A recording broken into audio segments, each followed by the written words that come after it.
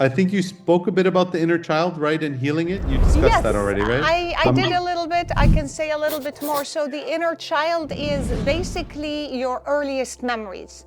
Your earliest memories as a child that you have inside you.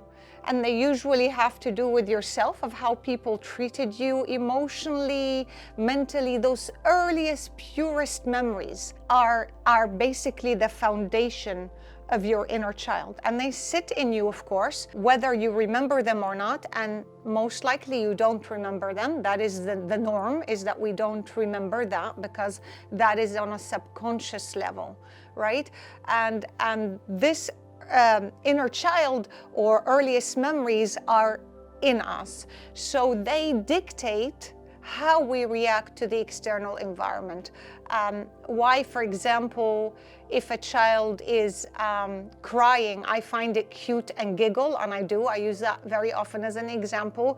I pick up babies. In my previous company, we had loads of babies arriving to the Netherlands, and I giggle and I laugh and I hold them and we cuddle and, oh, look how sad you are, and oh, look at those tears. And within a minute or two, he's laughing and giggling and whatnot, because everyone around him is giggly and happy. And so we overtake that general feel, and the child feels that safety and grounding from the adult that's caring for him, even though the environment is new.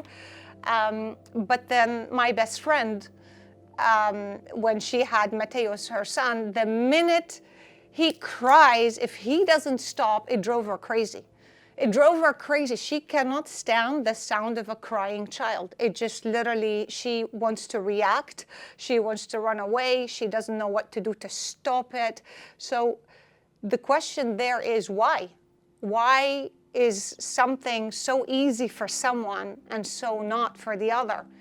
Why does one person take insult in everything someone does or says, and another person doesn't take insult at all in what people say or do? And that is all, again, that inner child inside of you, those bits of data that you got as a core to your program when you were a child. Sadly, most of us have a very poor program inside, because bless our parents, they did the best that they can, but they're all victims of victims. Very often when we talk about our parents, if you realize how they were raised, they even had it worse. So we all sadly have a hurt inner child inside. It's rare that I come across someone who is complete, but that said, it's very easy to upgrade our program. It's all simple games and activities and so on. Very, very easy to do. And now I see the slide that you put on there.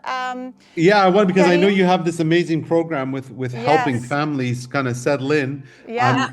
I know it's a really popular program. I know you've written a book, Choices. So, I would love to hear. I think it's important for people to hear a bit about what the kind Yes. of program, what they can expect if if they'd like to work with you and get support.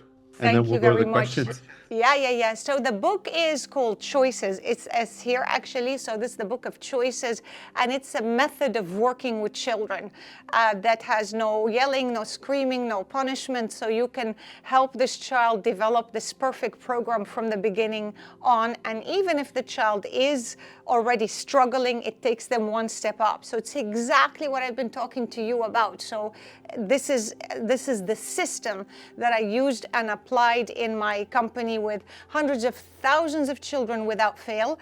It wasn't in a book before, because it was just how I work with kids, but then parents started asking me to please put it down, put it down, put it down. I started writing it, typing it, sending emails, giving handouts, and in the end we have it in a book. And the second thing that Karim is talking about is that system here that you see, the 8 human fulfillment pillars. This is my pride and joy, because I put this system together from my passion, my past, my current situation, my work. As I work with people around the world, it doesn't matter which country, what background, who they were, what they did, or what age they are, children or not. I've come to realize that we all have the same structure. These circles that you see there the pillars, I call them 8 human fulfillment pillars, are like foundations. When you build a house, you build it on a foundation. If the house is missing 1 or 2 foundations, you build it, but it's not so strong, it's weak. And when 1 foundation or 2 collapse, the house literally tips over.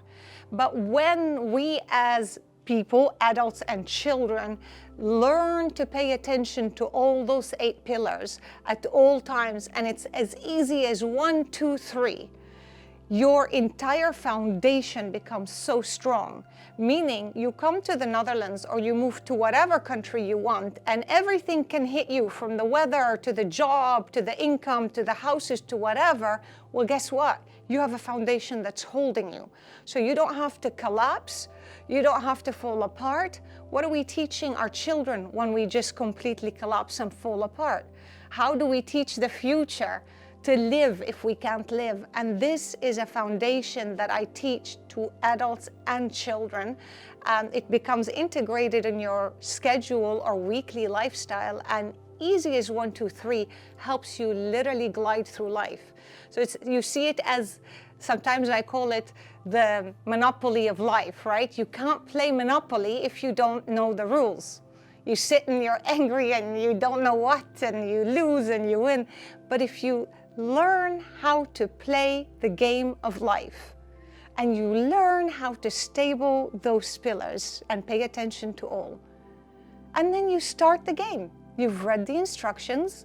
Too bad these are not taught in school. I told you eventually that's my goal, is I want schools to teach this. In one of our interviews, we talked about that, Karim.